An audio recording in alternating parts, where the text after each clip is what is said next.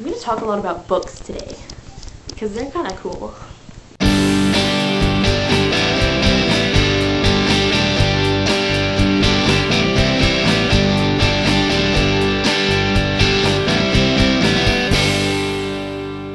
I definitely think that the month thing is a great idea, and it's going to give us more time to be creative and more time to plan what we're going to talk about, and I think it'll just be good.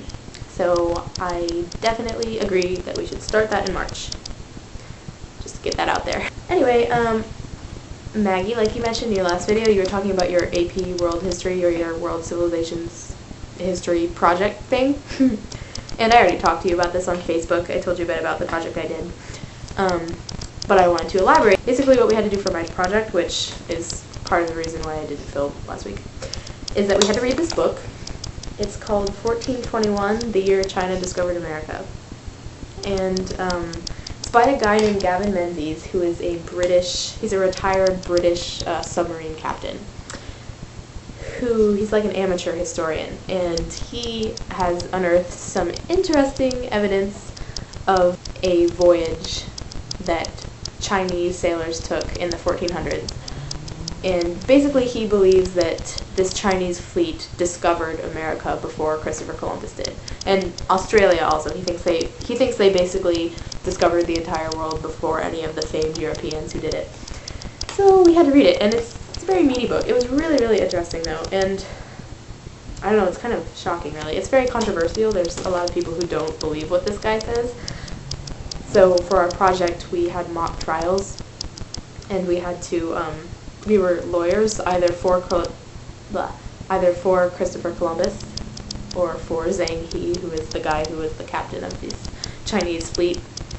So that was pretty stressful, and it was a huge deal, and we also had to write this pretty big book report about it. That's what I did. So I kind of wanted to talk about this book, though. I wanted to mention it because it's a very interesting book. And if you like history books, then you should kind of read this. It's interesting stuff. On a similar note, I found this today in Heine Brothers, which is a coffee shop that's very delicious, and I go there often. I was sitting at the little counter thing of this coffee shop with my friend, and I saw a book kind of lying on the window ledge thing, and it said free book. If you don't know what bookcrossing.com is, you need to go look at that website right now because it's probably the most awesome website you'll ever see in your life. The idea of bookcrossing.com is to recycle, in a sense, books. And what you do is if you have old books lying around your house that you don't really want to keep anymore, or you want to share with people, you can register them at the Book Crossing website so that they get this ID number, and then you just leave it lying out in a public place. Writing free book on it is a great idea. And the hope is that someone will pick it up, and if you leave a little message explaining what it is, they can go to the website and make a journal entry to let you know that they found your book.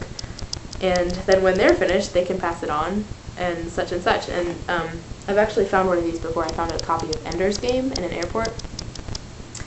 That was before I knew what Book Crossing was, though, so this time was much more exciting. Yeah, so I found this book, Omnifix. It looks kind of interesting. I don't know anything about it, but I'm going to read it.